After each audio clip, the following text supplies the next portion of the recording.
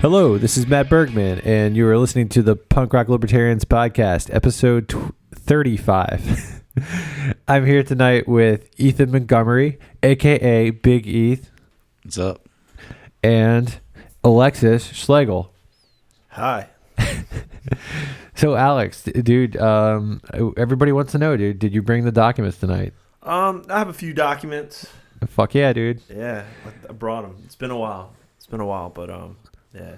Awesome, dude. So, what have you been up to, man? Like, what's been going on, dude? Just been busy.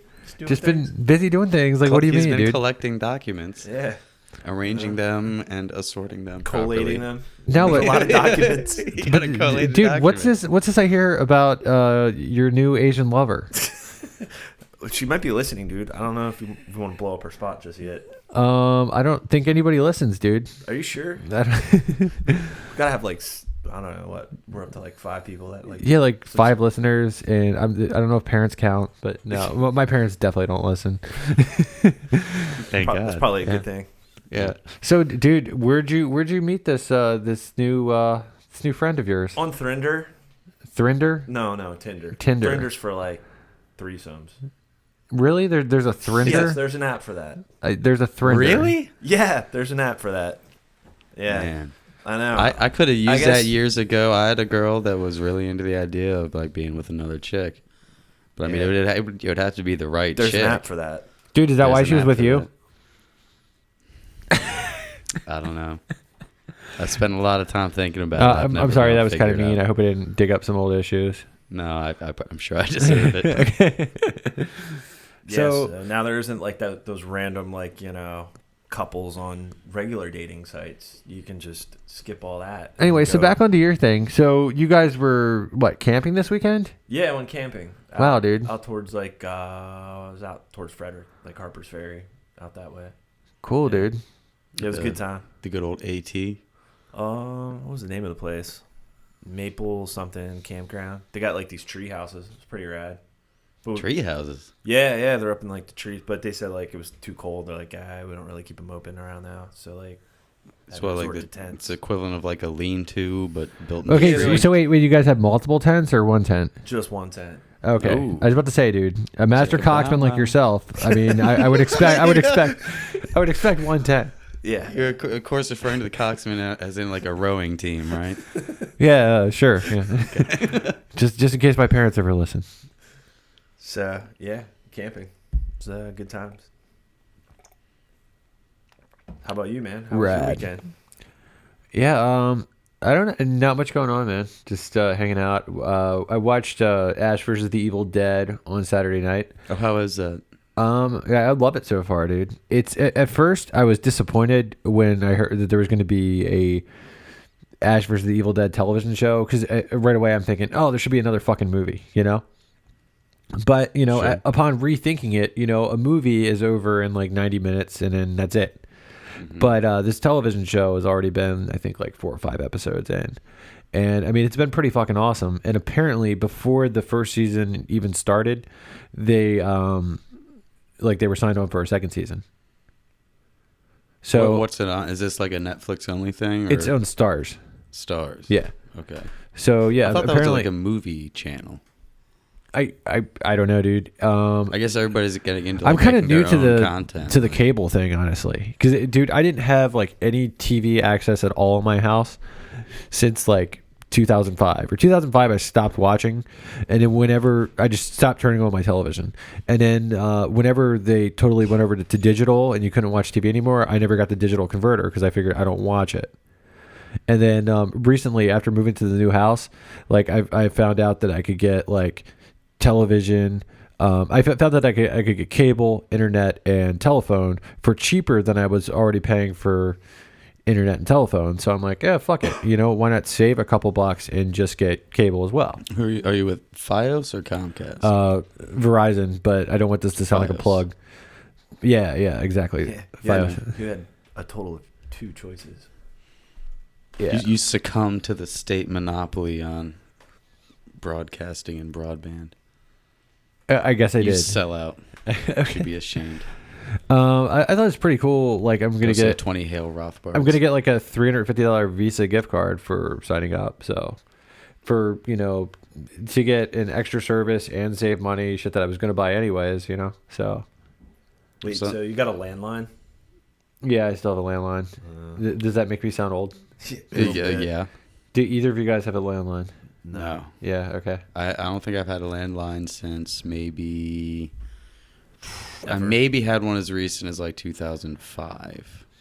It's kind of weird because like I'm a person who's like, like, I have the internet, I have like website and Facebook and all that shit, and I've been doing this stuff for years, but I'm not incredibly tech savvy. So I don't know. I think I still have a landline out of like just like force of habit. Just always being around one growing up. But It's because the capitalist class is exploiting you for your resources. oh, is making that you why? buy things that you don't really need. Dude, you're such a liberal, dude. I know, right? So Well, I think that's an excellent prompt for one of the most unbelievably insane things I've seen in the last couple weeks. And that's saying a lot because this is not necessarily social justice related insofar as race or gender or sexuality or anything. It's actually about police accountability. And let me see if I can pull this up. Well, this is an audio broadcast, so this doesn't matter. But so they've been having Black Lives Matter has been having protests in Chicago over the killing of what's his name? Is Laquan something? It is Laquan. So this was the guy who was shot by police. The police did not release the video for a year. Then I guess it was through some like Freedom of Information Act request or something from the media. The police were finally forced to release the video. I think it was like a dash cam video of what happened. And so it turns out this kid, Laquan, was running down the street in the middle of traffic, high on PCP, wielding a large knife. And for this, the police shot him. Now, I will say that if you look at the video, I do think there's definitely a clear case for, excessive force, if nothing else, being used by the police. Now, bear in mind, the officer that shot this guy has already been arrested and charged, with a murder charge, I'm pretty sure. So I'm not really sure what else these people want, but this is just so mind-blowing. So I saw a picture of somebody at a protest related to this whole incident in Chicago as part of the Black Lives Matter movement, holding a sign that says... where did you see said picture? It's being reported in the media. I'm just fucking with you. Okay. I have the documents. Okay. Ethan brought them too. That's Yeah, good. Dude, look at my documents. dude, Dude. we have dual documents tonight. We came prepared. So the sign says, "Capitalism killed Laquan." Wow. Capitalism killed a knife. So when a police officer shoots a knife-wielding maniac high on PCP running down the middle of a busy street in public with lots of people around, capitalism did that. Yeah, I mean, well, it's. The argument of like allowing transgendered people into the bathrooms in elementary schools and all this nonsense, like that, as insane as that is, that has nothing on capitalism killed Laquan. What kind of bizarro, psychopathic, maniac fucking world do you live in? Where you can say that an abstract economic theory put a bullet in this kid. I mean, it's just absolutely amazing. And I particularly want to bring that up because it really just calls attention to the fact that the social justice movement has absolutely no interest in justice. It's purely an anti-capitalist Marxist movement. But Well, I mean, also to be fair, that's one person at a rally, and no doubt more than one person there felt that way, But that capitalism killed Laquan. No, I think all this is, I think, the person who wrote the sign obviously doesn't know what capitalism is. Like, I mean, like, how exactly would capitalism, like, in this person's head, Well, if you want to say that, kill Laquan? if you just want to say they're just a complete fucking moron, they're a useful idiot that's allowing themselves to be used as a tool of propaganda, sure, that's possible, if not likely. I'll give you that. But so. Yeah, I mean, I think it's somebody's trying to, like, co-opt the movement to be about something else too. Well, I'm not sure they really co-opted it. I think they fabricated it, but either way, I mean, it's inconsequential either way. Yeah, I mean, that's what it is now. I mean, it's totally absurd, It is kind of. I wouldn't want to see more things like that because it's kind of like a subliminal message on the television for if people see that enough, Yeah, well, and that's why they're doing it. They don't care about black people. They care about destroying capitalism. I mean, you could care about both, or one could. Well, capitalism's the best thing that's ever happened to black people as well as all people, so clearly they're not doing anything that's going to benefit black people. Yeah, I mean, I think capitalism is, but I also think, we really don't have the best kind of capitalism going on in this country right now. Well, to the extent that it's not capitalist, sure. Yeah. All right. So, so we're all on board. No, like, exactly. So, yeah. I don't know. Maybe the word capitalism, it definitely has some negative connotations to it. Does it not for some people? Yeah, because thanks to these fucking maniacs, it say ridiculous shit like capitalism killed Laquan. Well, really, thanks to the government. Because I mean, the government, we really don't have a total free market system, Yeah. And of course, what we've got going on a lot of corporate welfare, which that's not really capitalism. I mean, at least in my book, it's definitely not free market. Of course. Yeah. And what we want is markets to be free, because if markets aren't free, people are not free.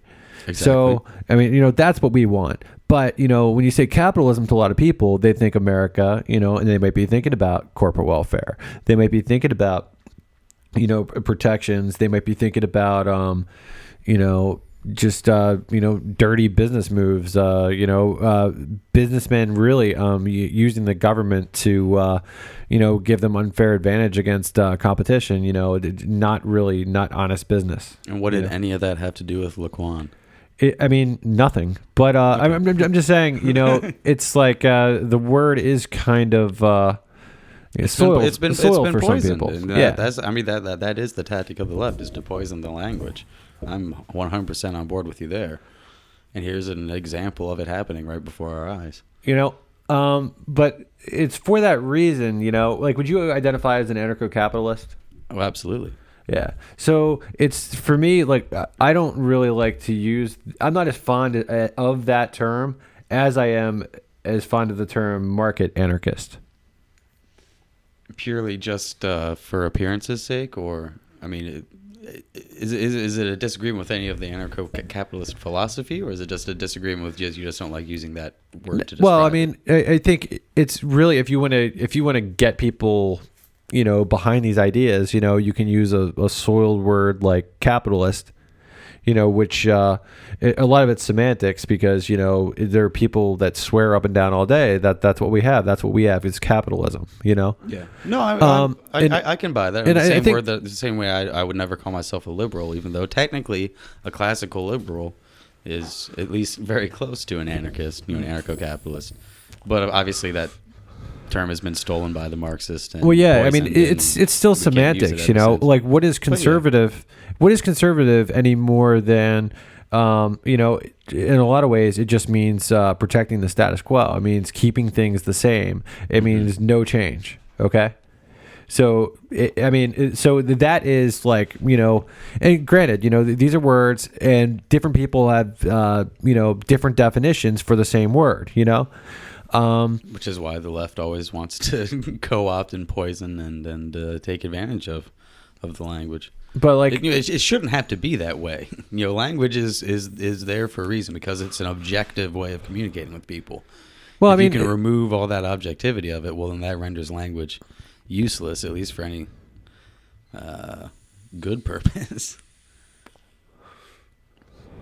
But you see it all the time. They corrupt and poison the language and just say ridiculous, crazy shit. And so, yeah, you're right. Now people are going to associate capitalism with law and order, with self-defense, with guns, with things which are not intrinsically bad whatsoever. But now they've been brainwashed into thinking that things that kill black people are capitalism. Like, well, that's complete fucking lunacy. But yeah, you're right. That's what people are getting out of this. And that's insane. It is, man. But I mean, it seems like always got to take advantage of a good crisis. It's fucked up, but it's just like it's like with like fucking like Occupy Wall Street. It's like I knew a lot of like libertarians who had actually went out there, who were more like quote.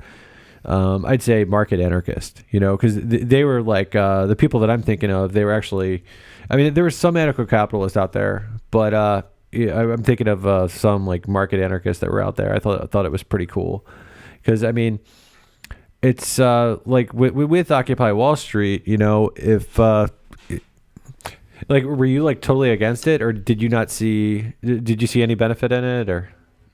I mean, in theory, it could have been a good thing, but it was completely co-opted by the leftists and the Marxists and a whole bunch of nonsense. Not completely, though, because there were some anarchists there. You're right. You're right. There were some, but they were dude, that's completely fucking cool to like go there and ran out and I didn't hear about anybody getting ran out. I mean, I saw some like cool conversations on YouTube, and it would be cool if more of us would go to stuff like that and just go there and fucking be an Adam Kokesh or something, Well, did anybody really accomplish anything there, though? Dude, that's because Adam Kokesh didn't load a shotgun.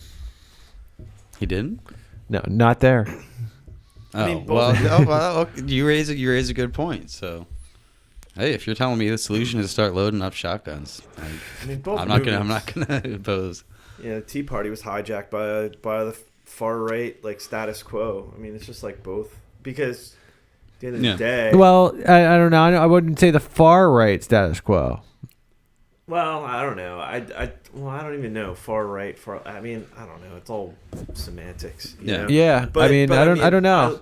I look at it like both movements were hijacked, because at the end of the day, if they allow them to continue on, people would start coming together and realizing, well, this isn't really free market capitalism. This is corporatism, and both, elements of the Occupy movement and elements of the Tea Party movement would have figured out, oh, wait a minute, it's this whole Federal Reserve System, it's this whole like crony, they'd realize that we're not living, like you said, Matt, in a true free market, and and it's not capitalism. And that's the one thing that I would give, Occupy Wall Street. I mean, if we even can abstract it just sort of one general notion, but the thing that I will give Occupy Wall Street, for example, was they were roughly correctly identifying the problem.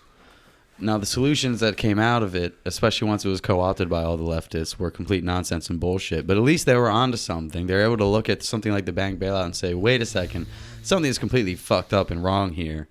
If this is like what we're getting to now, is that now our own government is telling us that we have to give trillions of dollars to all these people that just completely fucked us over. Like, clearly something is wrong here. And I think, same thing with the Tea Party, different issues and whatever, but I think still sort of, starting to wake up and realize, wait a second, something is fucked up here. And so as soon as people start correctly identifying the problems, they get co-opted before they can arrive at reasonable solutions. How would you define the Tea Party right now? I don't even think it exists. You mean like as it exists today? I guess, or you could say like how it exists today, or how it existed when it first started. Because I can say when it first started, like I remember going to like their website or whatever and reading their description.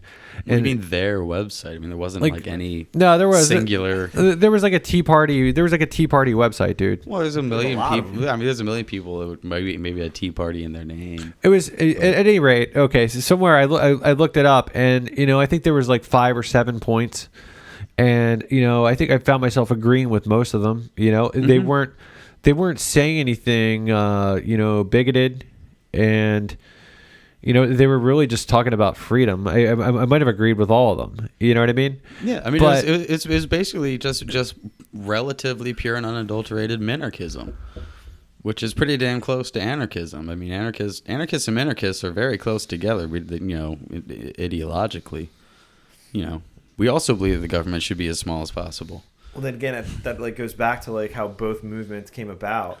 You know, they came out like Tea Party post bailouts, and it was all mainly economic issues. And then same thing with Occupy, was mainly about like corporate greed, corporate welfare, Wall Street, etc. You know, post bailouts as well. But then both movements got watered down, and the messages, and and I think because both movements were hijacked to basically scatter it, divide the masses, just like governments always do, divide and conquer. Because originally both were just strictly economic issues, and then they just, Tea Party spiraled into border control and war,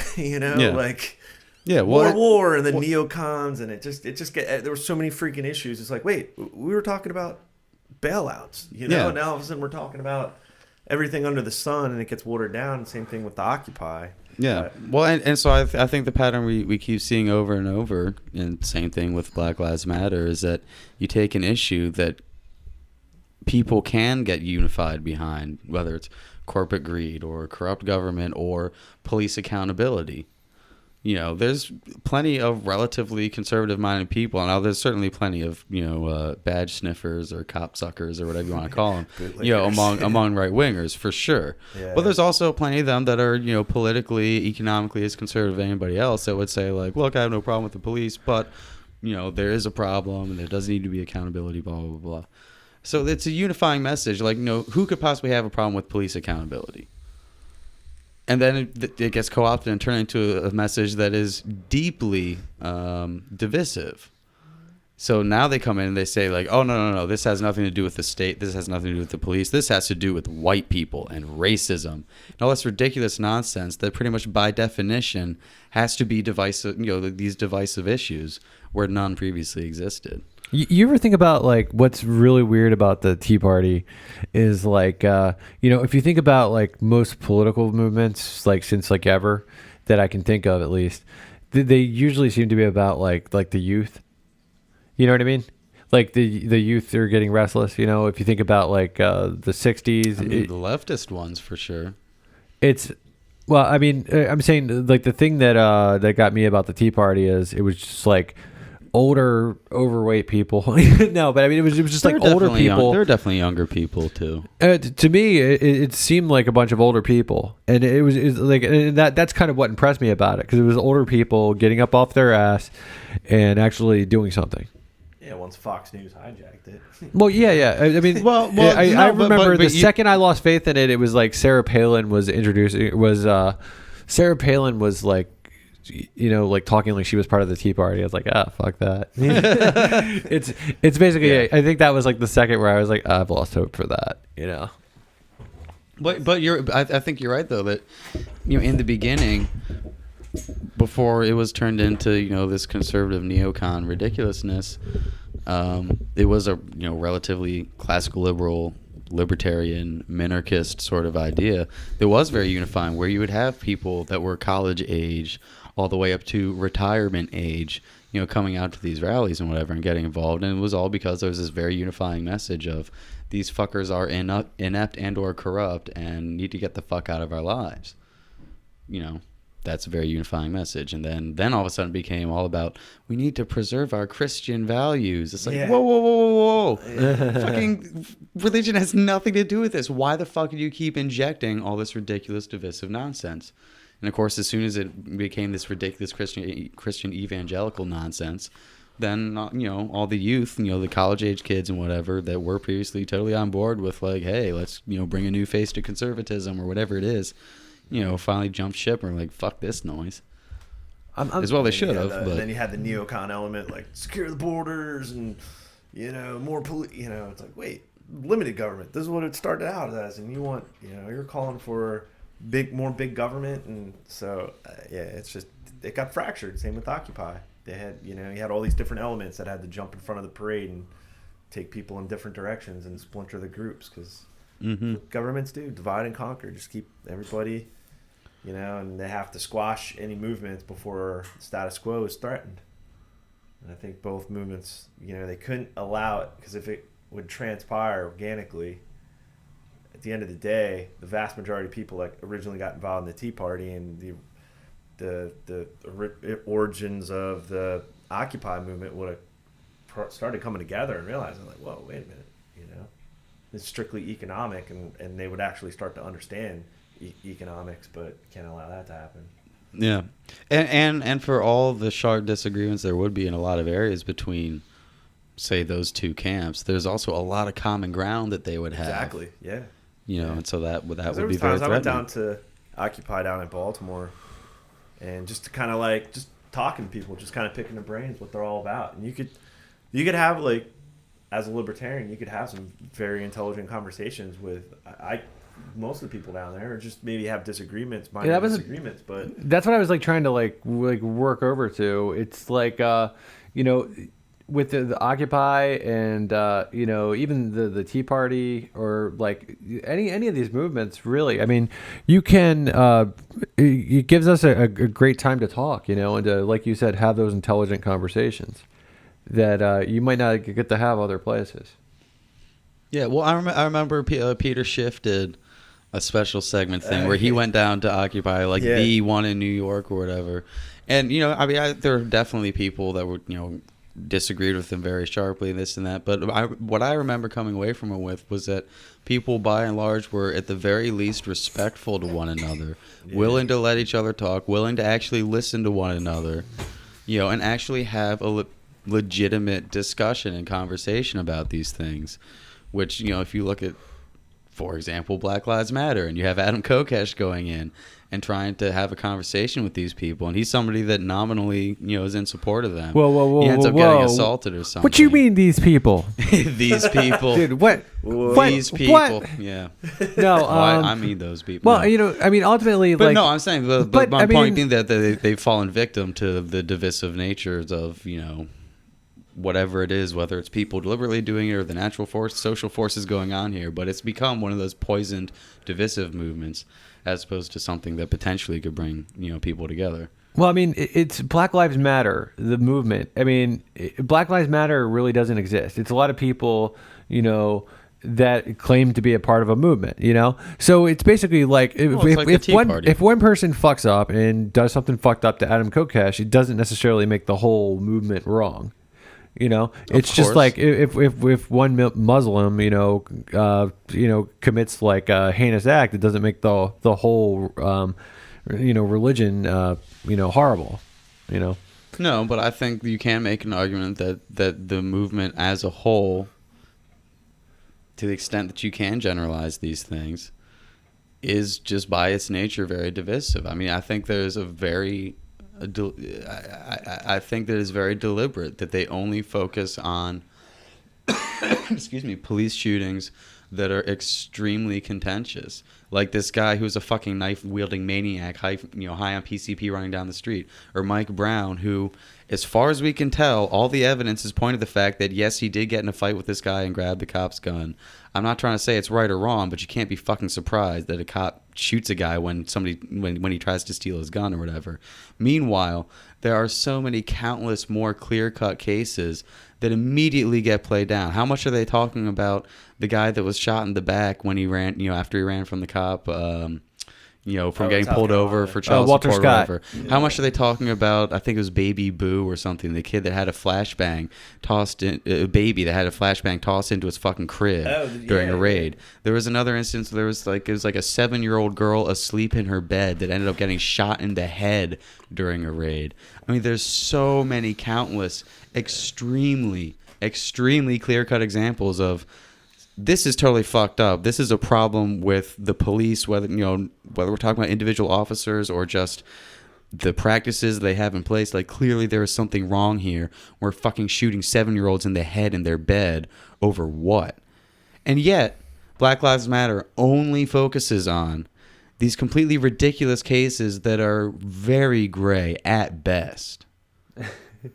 Because all three, like, well, 2 out of those 3 incidents that you just mentioned, Ethan, were all products of the drug war. So whoa, we can't start talking about, you know, Exactly. we can't talk about that, because at the end of the day, we'd start realizing, like, whoa, maybe it isn't police, maybe it isn't maybe it's the whole fucking war on drugs. The laws like that they have to enforce are creating all this violence. So they take the most extreme cases, like you're saying, and divide and conquer. You know, Yeah. God forbid, like, and then to distort, like, I mean, how many times in both, well, mainly like the one in Chicago, like I haven't really read up much on, but the incident in Ferguson, like how much was that distorted? You know, like the whole Mike Brown shooting, like how often did they leave out information? Like there were so many things left out, and it just allowed so much interpretation for, you know, and so many, like, just outrage to be created over something that, you know, there was so much like thrown and deliberately so. I mean, here's another one that I think is actually a good example of this: the George Zimmerman case. Oh yeah, As far as we know, I mean, I'm not a personal eyewitness, so I can't say for sure, but there's a whole lot of fucking evidence, including physical evidence, eyewitness testimony, whatever, that shows that Trayvon Martin should have been fucking shot. Yeah. I'm not saying he should have been killed, but he sure as fuck should have been shot because he was assaulting a man. You know, potentially lethally so. So, you know, fuck that kid. Yeah. You know, I'm sorry it ended up the way that it did, but he created the situation, and that situation put him 6 feet under, and that's his fucking fault. Meanwhile, there was something else that happened, I think, very shortly thereafter, where it was some guy. It was something like there was a guy at a gas station, like an older white guy at a gas station. A group of black teenagers pulls up and is blasting rap music or some such a thing. The old white guy tells them, you know, turn that shit down or something. And it gets into an argument, and the guy ends up shooting into the vehicle and like hitting a passenger, maybe even killing one of the kids, but at least like hitting one, if not 2 of the kids. And as far as I can tell, and you know, and I know a lot less about this than say the rest of us know about the Trayvon Martin shooting. But it sounds like it was just the guy was just a pissed off asshole that just shot a black kid for blasting rap music. Yeah. That to me, as much as I fucking hate it when they roll into the gas station blasting rap music or whatever, that is absolutely not grounds, you know, for assaulting anybody, much less shooting them. So that would be a pretty questionable case. Why don't they focus on that? Why do they only focus on the guy that was actually shooting a kid in legitimate self-defense? Right. Well, my contention is that it's because so deliberately so that, you know, white people or non-black people or whatever will be on the opposite side of the issue from the black people. They're focusing on these things like the kid getting a fucking flashbang in the crib. That's not going to pit white people against black people. I mean, all these other issues. Don't you think Zimmerman was an asshole though? Oh no, not at all. How the fuck is Zimmerman an asshole? You don't think he was at all? And for what? What, for following the kid or something? Yeah, for just following a kid who's walking down the fucking street. Well, first off, I mean, so far as I understand, he never really followed him, at least not for any extended period of time or anything. There had been a rash of break-ins in the neighborhood. It was a gated community, so there's not really supposed to be anybody in there that isn't supposed to be. Now, again, that doesn't mean anybody that's in there is a criminal. It was a gated community? Yes, it was a gated community. Yeah, I don't think I ever knew. Did you know that, Alex? That's what I'm saying. Like, in all these cases, there's always, like, so much vagueness, and they leave it up to interpretation for, you know, 10, 15 years from now. People will still be debating this to no end. Was it did you know that it was a gated community, dude?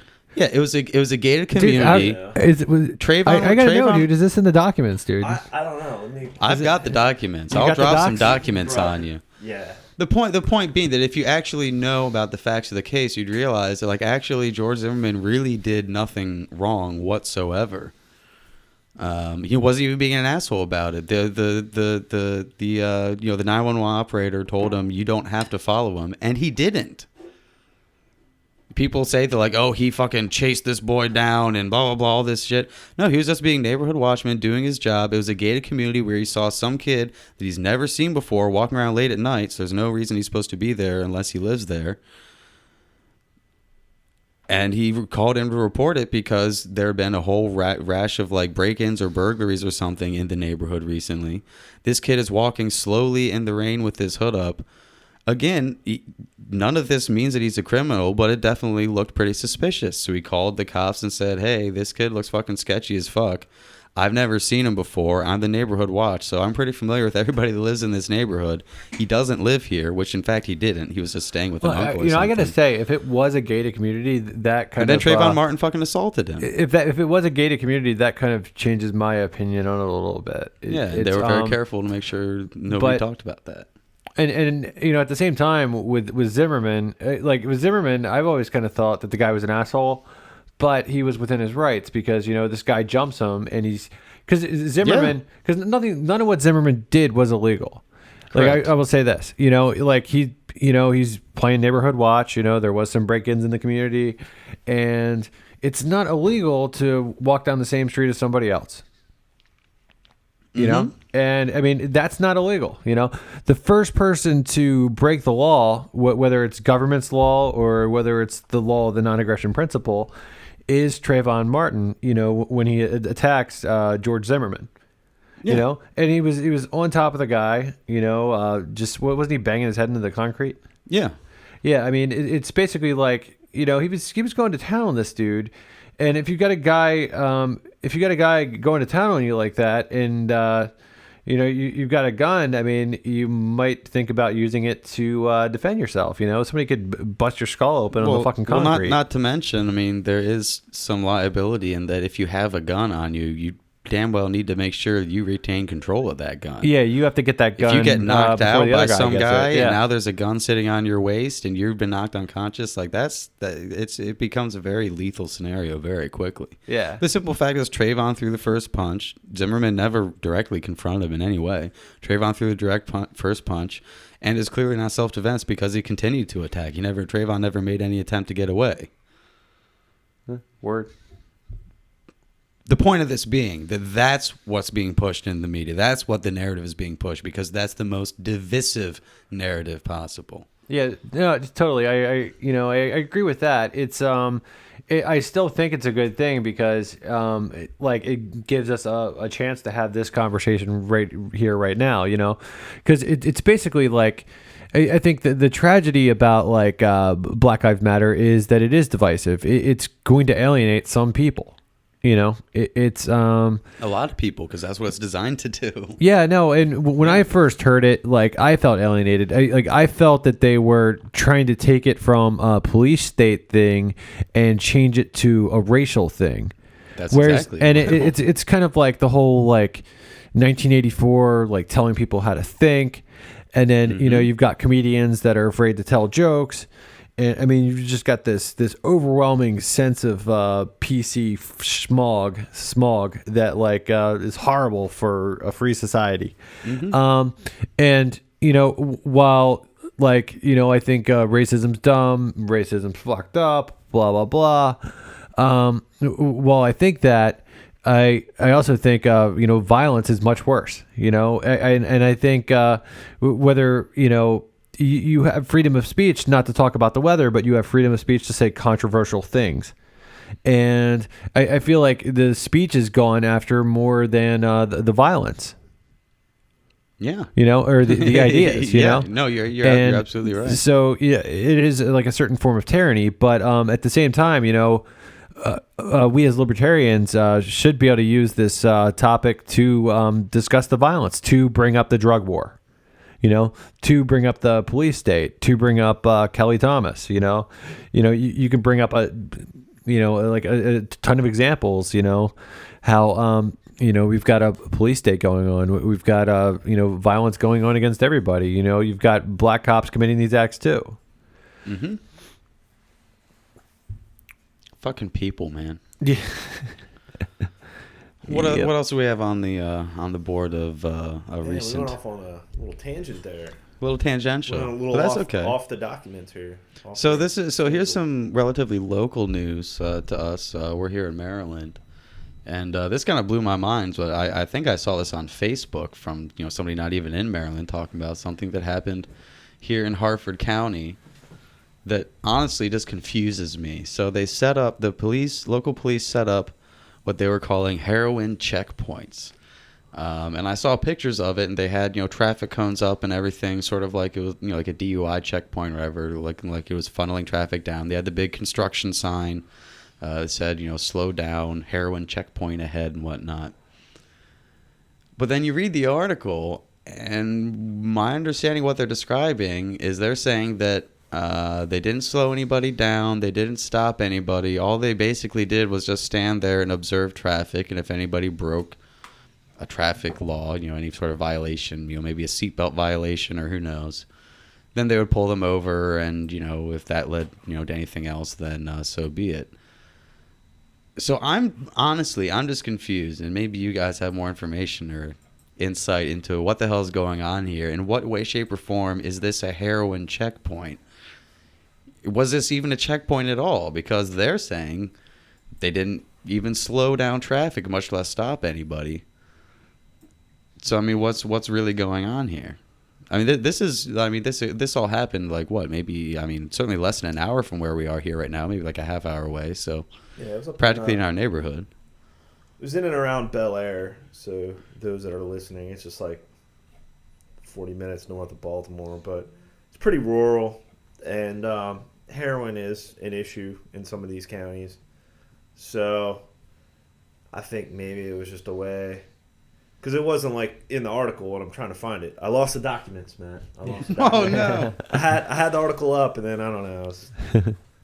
I don't know. Got distracted. Well, I have the documents about what happened to the documents. Yes. Well, heroin. I think it's an issue in Catonsville. I mean, It's an issue everywhere. Yeah, I mean, Throughout the I've known quite a few people to die from heroin use. Oh yeah, well, prescription heroin's a big issue too with oxys and no, all that yes, stuff. I'd say that's the biggest issue. I think it. A lot of people get hooked on that, and they think it's okay because it's government approved, prescribed, and then after they get hooked on that, it just so happens that heroin's the same thing and it's cheaper.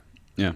So yeah, I mean that definitely needs to come up totally, but yeah, I'm still just wondering, but what were the cops up to?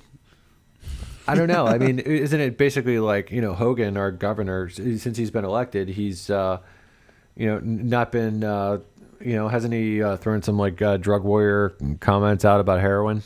I haven't, I'd be surprised if he hadn't, but I haven't really heard anything about that. Yeah, he had a press conference and, putting together like a heroin task force and cracking down on heroin usage. And I mean, you see billboards all around Maryland like don'tdie.org, and it's like for like heroin overdose awareness. It's like, just don't die. That never occurred to me. Whoa, no. Well, what was it like? What was it about like a year and a couple months ago that marijuana was just decriminalized? Yeah, just a little over a year, I guess. And then, after Hogan got elected, he was like, apparently, like what I read in the Baltimore Sun when marijuana was decriminalized was that paraphernalia was still illegal, but the cops weren't going to do anything about it. Roughly. And then what I've read since Hogan's been elected that, well, paraphernalia is still illegal, so Hogan likes the drug war, so he's going to have cops go after paraphernalia. I hadn't heard that. I mean, I guess I'd believe it, but I mean, how much discretion does he really have? I mean, I think the last person I heard that from was a buddy who at the time had a girlfriend who was a cop. So tell him to dump her ass. Well, yeah. They're done now, so that's cool. Yeah, thank God. We don't want them breeding. Yeah. Yeah, I don't know. I mean, I think I read the same kind of stuff that you did, like a year ago after the decriminalization, like because the legislation was basically like rammed through the legislature using funny procedures or whatever. That basically the legislation wasn't the greatest, and they basically forgot to decriminalize the paraphernalia aspect of it. But I think it was at least Baltimore City and maybe county and like maybe another police department or two, came out and their PR person said like, look, like, in keeping with spirit of the law, like if it's just really simple marijuana paraphernalia, like if you have rolling papers, like we're not gonna fucking take you to jail for that and not for like the weed or whatever, which is a tiny drop of sanity. That I certainly appreciate. And I have to imagine. But what if you had a really big bong? Do you think they would do something then? I don't know. Take you to jail and ram it up you. Yeah. So I mean, it's one of those things where I bet you, I'm sure that they're more than happy to exercise discretion, according to their own personal, biases or whatever. If I was a cop, I'd love to have discretion because that's where the real power is. Like, I don't have to take you to jail, but if you're a real dick to me, I could. That kind of thing. So I don't know. But either way, I mean, really the only thing I can figure with like this heroin checkpoint thing is that they're just trying to make it look to the dumbest people in the people in the public that would be dumb enough to buy that they're actually doing something about heroin without actually doing anything about it. How much weed did they find at this checkpoint? Wasn't it like 20 pounds or something? About 20 pounds. 20 pounds. $7,000 in traffic fines and tickets and over 20 pounds. I wonder how many people they pulled over. I don't know. It's quite a bit. It's a decent amount. Seems like a lot of verb, dude. Yeah, but no heroin. No heroin was. But yeah, I'm still trying to find the documents. So. Still trying to scroll. 20 pounds. Dude, did you scoop out? Did you scoop out InfoWars, dude? What's that? Did you skip out InfoWars? Yeah, I just did. Or you could pull Prison Planet up off your bookmarks. Yeah. I saw something about how apparently Donald Trump put out a tweet linking to Prison Planet like a week ago. Oh yeah, that was pretty fucking hilarious. I'm glad you remembered this. What was the topic of the tweet? I can't remember. Was it like something relating to like U.S. is backing ISIS or something? Like I can't. I can't remember. I thought it was hilarious though. I was talking to JG Vibes the other day, and he was telling me that InfoWars, InfoWars in the past, they were, like libertarian in a lot of ways. I mean, they would do the conspiracy theory stuff, but they were like, libertarian-ish. But apparently recently they're going more of like the bigoted conservative route than the libertarian route. I mean, define bigoted, because most people I find throwing that term around are doing so, are unjustified in doing so. I don't know. I mean, are you familiar with that dude? What, like they oppose Syrian Are you familiar with that dude, Paul? That's not bigoted. Are you familiar with that dude, Paul Joseph Watson? I know I've heard the name. He's like the British guy who does all these like. Just like he does like the short video, yeah. Just like horribly like anti-PC, blah blah blah, Whereas I wouldn't consider myself to be a quote social justice warrior by any account, but the guy just comes off as like a huge dickhead. I think he did some video on like dykes or something.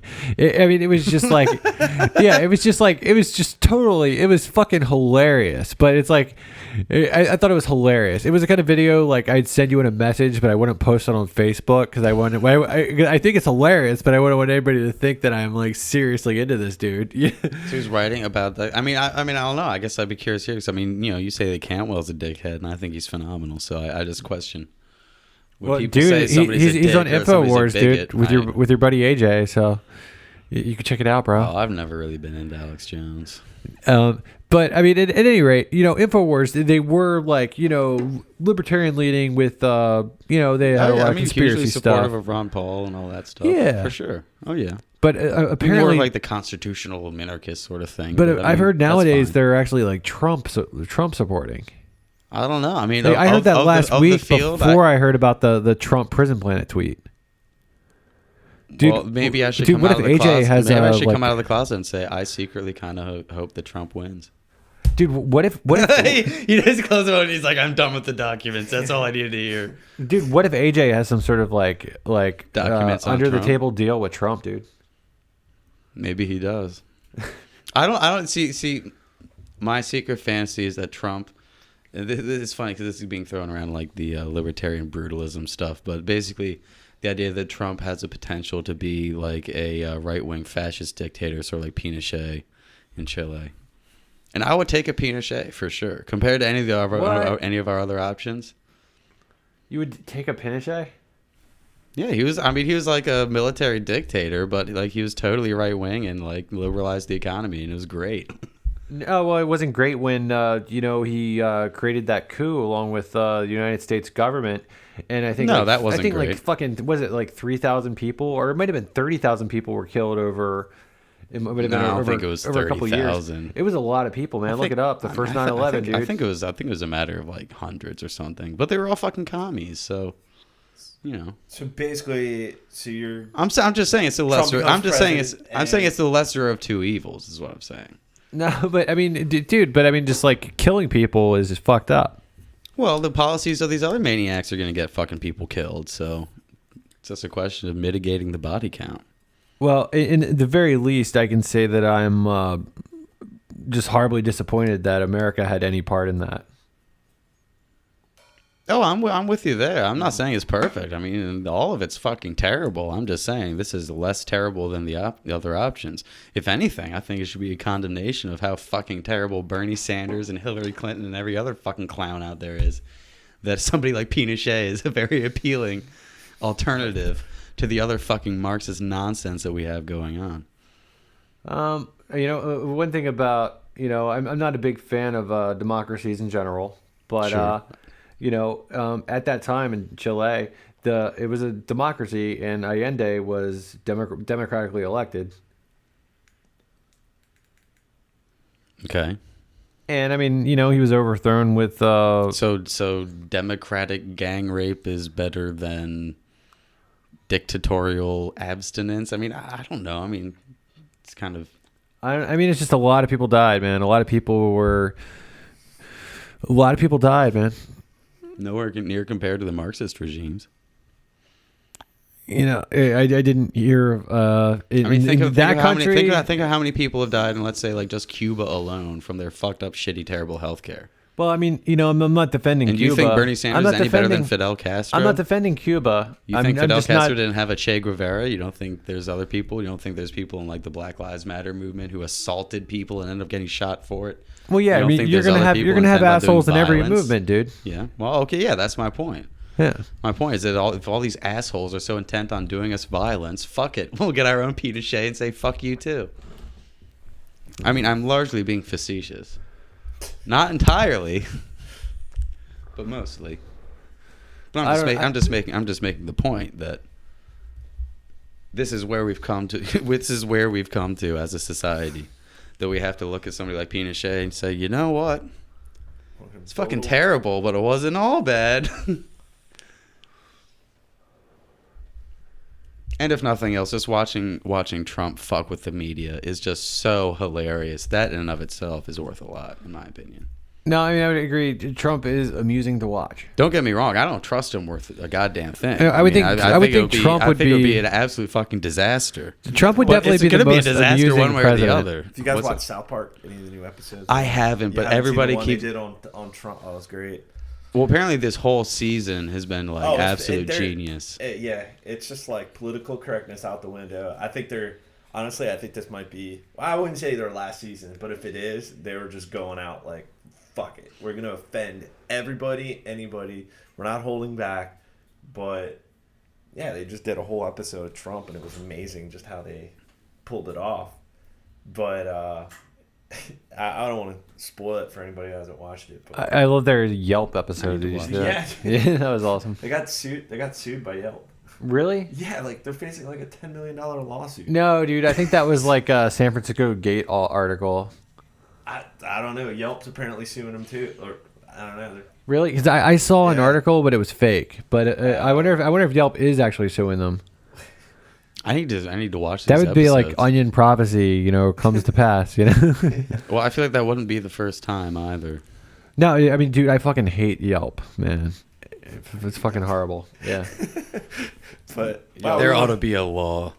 We went off on a tangent here, but I got the documents here about this whole heroin sting up in Harford County. This was on Wednesday. This past Wednesday, the day before Thanksgiving. But they used drug canines. Apparently, they let cars pass through, but they had big signs stating heroin checkpoint. They stopped on a lot of the major routes in and out of Bel Air. So they did use canines, but apparently the police did not actually find any heroin, although they did write dozens of repair orders, confiscate over $7,000 in cash, and seized about 20 pounds of marijuana. Seized $7,000 in cash, like, for what? Could be like civil asset forfeiture. Yeah, but like, doesn't it have to be in like, connection to a crime? Like, the drug war, all that's. You don't need probable. I mean, I'm just wondering. It's like, I know if cash, like just having large sums of cash. I mean, I know if you had like $100 grand in a duffel bag, they'd be like, clearly you're up to no good. But like, I'm just wondering, does that mean like their threshold now is like $7 grand in an envelope? Like $100 or $20. Yeah. Yeah, like that now constitutes like, well, clearly you could have been up to no good. It's Yeah. like, or buying a used car. Like, what the fuck is wrong with you, That's what I mean. psychopaths? The article is kind of vague, and they're like, Yeah. all the arrests that were announced were for marijuana, prescription pills, a switchblade knife. Oh, thank God they got that switchblade off the mean streets of Harford County. Drug paraphernalia. In addition to the arrest, police announced that they wrote 32 traffic citations, 148 warnings, and 18 repair orders. So then this is the statement the day after the operation. The Harford County Sheriff's Office said, yesterday, the Harford County Drug Task Force, along with multiple law enforcement partners, conducted a multi-jurisdictional saturation effort throughout communities in Harford County. The special detail is part of the law enforcement's ongoing heroin reduction efforts and focused on conducting vehicle and pedestrian interdiction on major roadways throughout Harford County, as well as in designated safe street neighborhoods. The geography of Harford County provides several alternative routes often utilized by drug traffickers and others involved in criminal activities to avoid police interdiction efforts on I-95. Using a strong law enforcement presence, saturation and interdiction efforts can result in arrests for narcotics violations, in addition to arrests for other crimes to include burglaries, thefts, and traffic-related offenses. The initiative was designed to meet the following goals: make the streets of Harford County safer for pedestrians and drivers, detect and arrest illegal drug users and sellers and those drivers who are under the influence, promote public awareness of the dangers of heroin and drug driving. Most importantly, demonstrate to the citizens of Harford County that its law enforcement agencies care about the heroin epidemic affecting them and are united in their commitment to eradicating it. Yep. What a dumb fucking asshole. But there you go. But there you Oh, it go. does go on with That some last more- point. That was Just there you making the go. citizens feel safe. You know, that they have Yeah. checkpoints on all the major roadways the day before. Don't worry, Thanksgiving. citizen. We'll gladly stick a gun in your face. Don't you worry. Oh, but the status propaganda from the Harford County Sheriff Office continues. Oh, Jesus. Wait, is this JG Vibes article? Yeah, but I mean, this is a direct quote from the Harford County Sheriff's Office. Law enforcement utilized a combination of variable messages promoting heroin checkpoints, in quotes, set up on major roadways throughout the county, combined with a proactive vehicle and pedestrian interdiction in designated locations and a hot spot, in quotes, neighborhoods known for heroin use and sales. Variable message signs were used throughout the detail to raise awareness that law enforcement was saturating the area, focusing on areas known for drug trafficking and drug driving. These checkpoints, in quotes again, were conducted on Route 152, Route 1, Route 24, and Route 40. So this is where I'm just kind of curious. As opposed to the traditional DUI checkpoints most are familiar with, in which they stop every single vehicle, apparently it goes on. These checkpoint areas, vehicles continued on the roadway without being required to slow down or stop. Those vehicles that were pulled over were done so after they were observed committing some type of motor vehicle violation. As we had the opportunity to come in contact with the motorists, 2 pamphlets were available. The first provided heroin awareness information. The second provided information. Just so you know, you can totally get some dope down the street. I want to make sure you were aware of that. The second, information for those struggling with drug addiction. In total, there were approximately 73 law enforcement officers who participated, representing the Harford County Sheriff's Office, Maryland State Police, Maryland Transportation Authority Police, Havre de Grace Police Department, Aberdeen Police Department, Bel Air Police Department, and the DEA. This detail resulted in 10 arrests and the seizure of $7,000 cash, 1 switchblade knife, illegal drugs to include more than 20 pounds of marijuana, opiates and prescription pills, and related drug paraphernalia. In addition, 32 traffic citations, 148 warnings, 18 repair orders were issued during the operation. Sheriff Gaylor remarked this morning, the number of heroin-related overdoses Hartford County law enforcement have responded to stands at 156 non-fatal overdoses and 24 overdoses which have proven to be fatal. We must work tirelessly to eradicate this dangerous drug from our community. High-visibility law enforcement details such as this one from yesterday send a clear message to the drug dealers in our community. You are not welcome here. What a fucking joke. I don't know. All those customers that keep buying their drugs clearly want them there. But we will not rest until the job is complete. Oh, God, well, thank God for that. I wish they would. Just take a fucking break, guys. Right? I mean, 46 overdoses. I mean that's or 24 overdoses, which were fatal. I mean, yeah, that's a tragedy. But you know what? Fuck them. You know? Fuck them.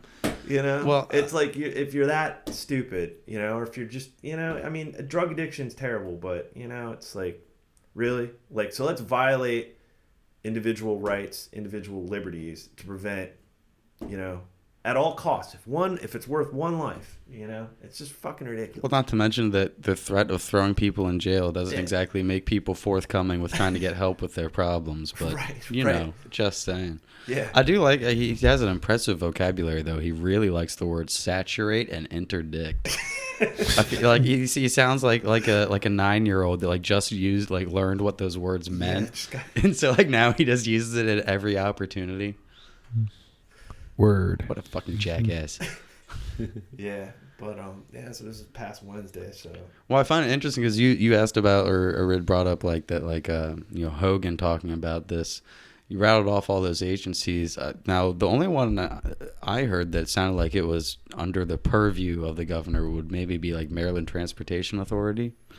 But I think that was like the only like statewide police force that was mentioned in this. And the state police. Oh, they did say state police was involved. Yeah. Oh, wow. Okay. Yeah. I take it all back. But speaking of which, hey, I've been curious. We didn't bring this up before. Hogan hasn't done anything about the good and substantial clause for concealed carry, has he? No, and I think even when he was campaigning, all he really cared about was, or all he really mentioned was he would appoint, you know, what is it, commissioner of state police that might overturn that. Superintendent, yeah. Which, Ethan, maybe you can tell that clear and substantial reasoning clause in to those that are outside of Maryland or even in Maryland that might not be aware of that. Well, so Maryland is one of the very few states that is extremely restrictive with concealed carry for carrying a gun. And so Maryland does in fact have carry permits, but they only issued them to people that have quote unquote good and substantial reason, which is extremely vague and deliberately so. And is used as it is what is used to deny pretty much everybody, 99+% of the public from getting a carry permit because self-defense is not a legitimate reason. Basically, the only way you can get a carry permit in Maryland is if you own a business and make cash deposits. Oh yes, because you're a good taxpayer. You got to protect your. So if it's the money that you're going to be paying taxes on, then you're allowed to protect that with a gun. Or if you're like a drug rep, I meant many of pharmaceutical and drug reps. Many of Maryland gun shows that have a permit because you got to protect the pharmaceutical industry. Yes. So just protect that drug rep. To doctors' offices and neighborhoods. Well, they're drug dealers, and everybody knows that drug dealers need to carry guns to protect their product and everything, and so they're no different. And of course, the state recognizes these drug dealers as being legitimate. Right. I think doctors. I think even just a prescription pad. I think you can actually get a permit for. At least I've heard that. And of course, if you're politically connected, if you're a politician, you can get one, no problem. And that's about it. Now, in theory, if you've actually had a threat of violence against you that's been documented with the police, in theory, you can then get a permit. But even then, it's still. But even then, it's extremely difficult, and that was actually the impetus for I think it was the Woolard case that went up went up through the federal courts. I think it was the Second Amendment Foundation was fighting that court case, and the Second Amendment Foundation were the people that brought suit in the Heller case, which was a big deal, I guess, coming up on like 10 years ago almost. But anyway, point of all this being that the only thing that stops people in Maryland from getting a carry permit is the subjective interpretation of what a good and substantial reason is. What this means is that no legislation is required. All that is required is for the Maryland State Police, who's the body that has the authority to make the decision on whether you qualify for having a good and substantial reason. All they have to do is just appoint somebody, or the governor can even just instruct whoever the current superintendent is that self-defense is a legitimate reason for having a concealed carry permit. And thus, you can get a permit just like anybody else can in, 47 or 46 other states, where you just write in and say, hey, I'm not a felon. They say, okay, good enough for us. Here's your carry permit. So a lot of people in the gun community in Maryland, which is not large, where Maryland's a very blue state, but it is a very passionate community, I think, somehow got the ridiculous notion that Larry Hogan was going to do something about this. And that as soon as we got a Republican governor, he's going to do the right thing for gun owners and tell the Maryland State Police Superintendent that legal self-defense is a legitimate reason for getting a concealed carry permit. And so far, we're now into, how long has he been in the governor? I guess we're coming up over on a year? Yeah, over a year now? No, yeah, so we're coming up on a year now. About a year, yeah. He's done absolutely nothing. Yeah. So I, like so many other, I think people in Maryland have been completely disenfranchised from, disenfranchised isn't the right word, but completely disappointed, with the Maryland Republican Party yet again. And, the Maryland GOP wonders why they can't accomplish fucking anything in this state. And even when they do win elections, they fucking don't do anything with the fucking offices they have. So they're completely fucking useless. They might as well be Democrats, and they can all go fuck themselves as far as I'm concerned. That's the end of my little rant. Yes. No, I agree. They're pretty much useless. But, both parties are just, But, yeah, he hasn't done shit when it comes to that, so... But I guess he lowered the toll on the Bay Bridge. I think that's about the only thing he's really done. That's didn't he also get rid of the rain tax? I think in a weird convoluted way, in that he gave the counties the ability to not impose it if they wanted or something. I don't know. I think it was a pretty gutless thing, whatever it was that he did. Not gutless, but it didn't. It was relatively meaningless. I could be wrong. He stopped the whole what was it, the train that was supposed to go east to west, the red line, and they were all up in arms about that. Okay, but I don't think it was. I think it was just the project itself was just completely, would have been too costly and would just have been a huge boondoggle and waste of money. So, I have no doubt of that. So I guess there's a couple very minor things we can give him credit for. I'd say net, he's not quite as bad as the next worst alternative, all of which are completely fucking terrible. But I guess we'll give him credit where credit's due. It could have been worse with douche, giant douche, but turd sandwich, he's not too bad. Yeah. So sometimes you like the taste of turd. Yeah. So speaking of turds, Bernie Sanders comes to mind for me. And I was very impressed with his performance at the I didn't watch this firsthand, but his performance at the Democratic debate that was held the day after the Paris attacks, in which he doubled down on the notion that the real problem here, what's driving ISIS, and the reason why all those people were shot and murdered in Paris is because of global warming. Wow. Yeah. Not blowback? Yeah, no, not it's interventionist foreign policy. Yeah, no, it's not geopolitics. Funding, training, CIA ops in foreign countries. Yeah, blowback years later. No, none of that. None of that. It's the ice cap's melting. Yeah. Apparently, I guess this makes sense. ISIS is so upset by those pictures of the polar bears on the ice, that's dwindling. Yeah. They said, "You fucking Western capitalist pigs, how dare you harm the environment? We're gonna go on a religious crusade and chop people's heads off and commit mass murder." That makes sense. Well, it does. So, I take it all back. Bernie Sanders is not a turd. Maybe he's the savior of humankind and the planet as we know it, really. Maybe he's the second coming of Gaia. He's like Bernie Sanders is to Gaia what Jesus is to God, I don't know. Yeah, it's But I definitely found that very, very interesting.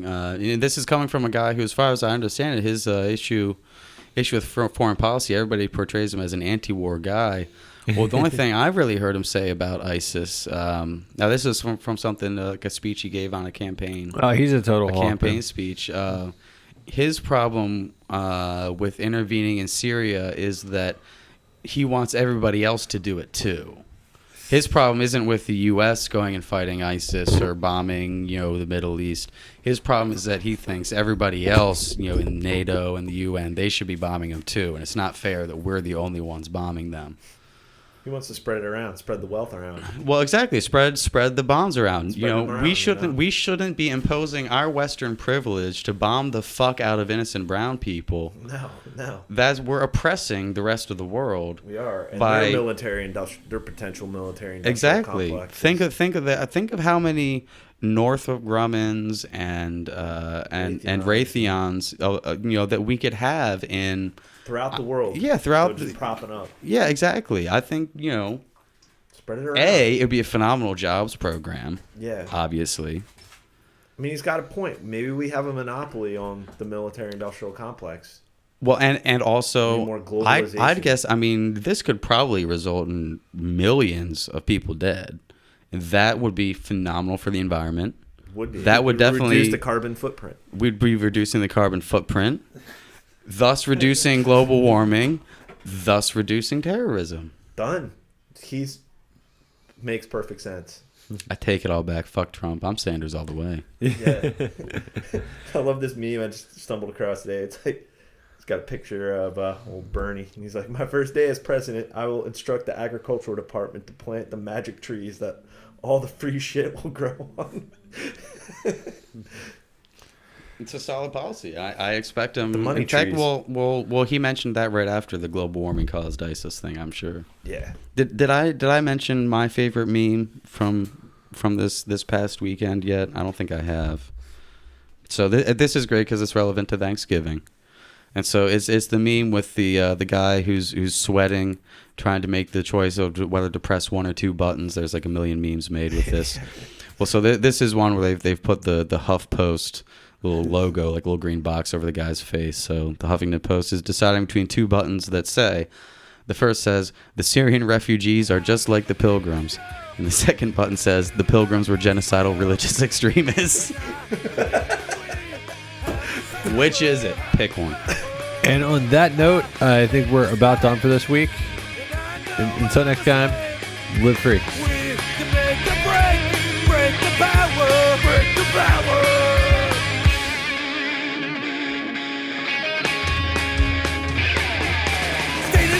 Break the blood that is shed, drenching the flags on the tax bombs in red. Poisoned by a few at the expense of the many, sold to the gods and the death machine. You can't justify killing by economic gain. For God, country, and democracy, you can put freedom in gunpoint in a foreign land. You support the troops, then bring them home. I believe that you will do the best for you, and I believe that we have the power, have the power. I hate the state, and I know I'm a slave. We can make a break the power, break the power.